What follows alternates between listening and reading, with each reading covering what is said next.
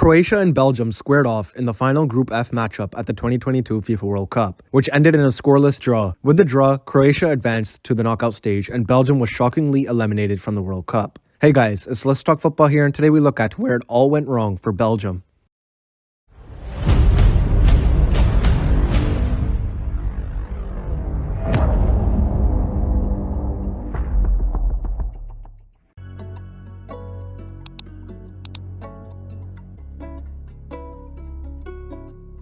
Croatia dominated from the first whistle, taking a shot within seconds of the start of the match. On the other side, Romelu Lukaku came on in the second half only to miss 4 big chances for Belgium and seal its fate. By the way, I don't know how Lukaku didn't score. He was literally 6 yards out from the net on one of his chances. Even my 102-year-old nan could have scored that. It has been a tournament that has been unpredictable so far. Adding to some shocking results in the group stage so far in the tournament, perhaps the biggest shock of the tournament came when Belgium, consisting of some of the greatest footballers on the planet, were knocked out of the mega tournament in Qatar after just the group stage. Yes, it's disappointing. Belgium often do well in the far reaches of tournaments, but have never had the quality needed to cross the finish line or reach the final. In the 2014 World Cup, they went home in the quarterfinals. In Euro 2016, they also went home in the quarterfinals. In the 2018 World Cup, they finished in the semifinals, and Euro 2020, they were eliminated in the quarterfinals. We talk about all their world-class players, but collectively, they just can't do it. Belgium actually showed up for only one of their 6 halves in this entire tournament. It wasn't until there were 15 or 20 minutes left in the game that they really started going for it and started looking like the Belgians of old. But it was too little, too late.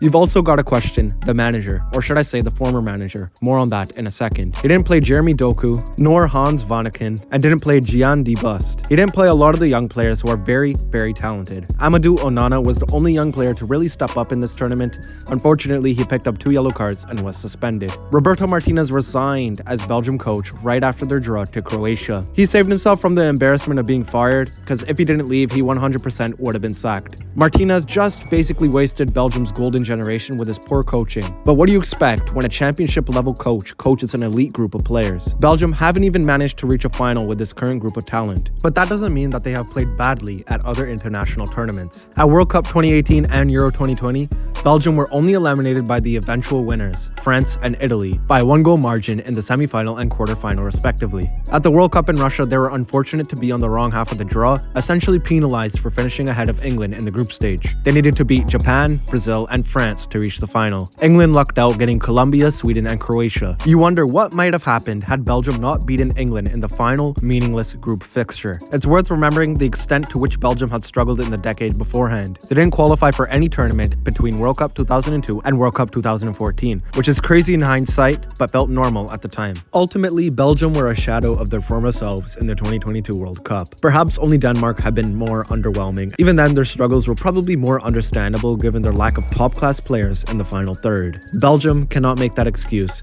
You sense that if Denmark had another 3 games, results would eventually pick up. If Belgium had another 3 games, they'd probably look more disjointed. They never really played well in any of the 3 games in the group stage. In their first game against Canada, Belgium made Canada, who certainly performed well on the day, look like world beaters. And somehow, Belgium took the 3 points home. They are very fortunate that Alphonso Davies missed an early penalty. Against Morocco, Belgium were even flatter. Morocco thoroughly deserved the 3 points. For the crucial meeting with Croatia, Belgium definitely played much better and had enough chances to win it, but really they only played well in one half against Croatia. As a matter of fact, they only really played well in one half in the whole tournament. It is always something of a cliche to suggest that it was a side's last chance to win a major tournament, and it's always something of a guess too. The next major tournament is only 18 months away, but this generation has certainly already peaked. Belgium are increasingly less fancied with every passing competition. The sad thing though, is that this failure might not simply define Belgium's World Cup 22, but this entire era. But let us know what you guys think. What is next for this Belgian squad?